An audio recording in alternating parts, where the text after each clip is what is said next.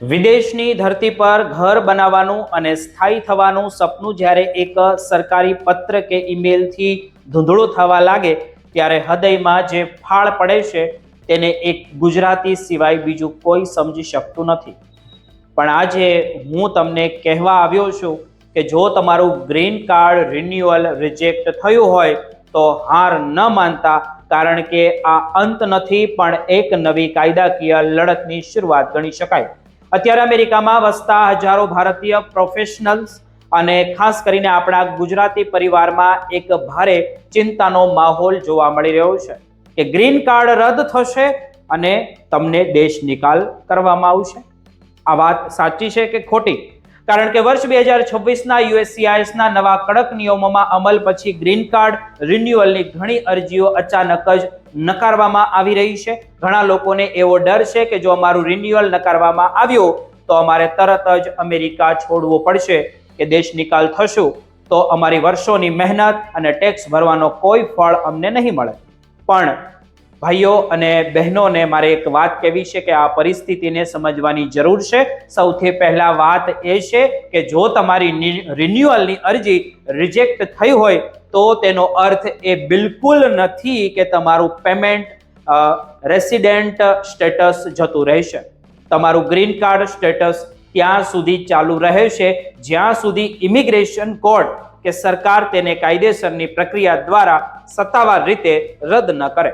અત્યારે જે અરજીઓ નકારાઈ રહી છે તેની પાછળ મોટે ભાગે પેપર વર્કની ભૂલો જવાબદાર છે, જેમ કે ફોર્મ I-19માં સહી કરવાની રહી જવી કે એપ્લિકેશન ફી ભરવામાં ભૂલ થવી અથવા તો અધૂરી માહિતી રજૂ કરવી.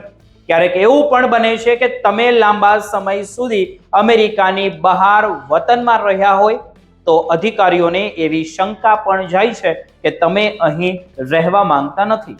પણ આ બધી જ સમસ્યાઓનો ઉકેલ કાયદામાં છે. જ્યારે તમને એવો કોઈ પત્ર મળે ત્યારે ગભરાઈને નોકરી છોડવાને બદલે અથવા તો ઘર વેચવાની તૈયારી કરવાને બદલે તે પત્રની દરેક વિગત વાંચો. તેમાં સ્પષ્ટ લખેલું હોય છે કે તમારી અરજી શા માટે નકારવામાં આવી છે. તમારી પાસે અત્યારે મજબૂત વિકલ્પો છે, જેમાં સૌથી મહત્વનું ફોર્મ I-219B ફોર્મ આ છે. તેના દ્વારા તમે અપીલ કરી શકો છો, જેમાં બે રસ્તા છે.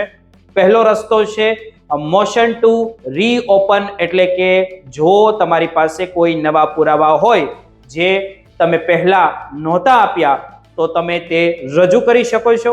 અને બીજો રસ્તો છે મોશન ટુ રીકન્સિડર, એટલે કે જો સરકારે કાયદા મુજબ નિર્ણય લેવામાં ભૂલ કરી હોય તો તમે તેમને તે સુધારવા માટે કહી શકો છો.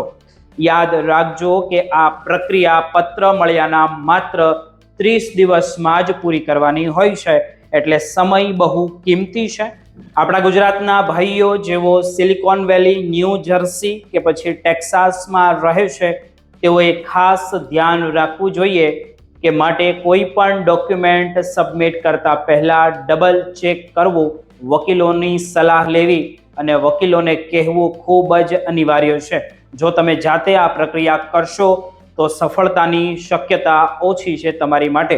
પણ જો કોઈ અનુભવી ઇમિગ્રેશન એટર્નીની મદદ લેશો તો તમારો કેસ ફરીથી મંજૂર પણ થઈ શકે છે. સોશિયલ મીડિયા પર એવી અફવાઓ ઉડી રહી છે કે હવે કોઈના ગ્રીન કાર્ડ રિન્યુ નહીં થાય. પણ આવી વાતો પર બિલકુલ વિશ્વાસ ક્યારેય તમારે નથી કરવાનો. સત્ય તો એ છે કે હજારો લોકોએ ફરીથી અપીલ કરીને પોતાના કાર્ડ મેળવ્યા પણ છે. તમે ત્યાં રહી શકો છો, કામ કરી શકો છો અને તમારા પરિવારનું ભવિષ્ય સુરક્ષિત કરી શકો છો. બસ જરૂર છે તો માત્ર હિંમતની અને સાચી કાયદાકીય સમજની અને સાચી માહિતીની આ બાબતે સતત નજર.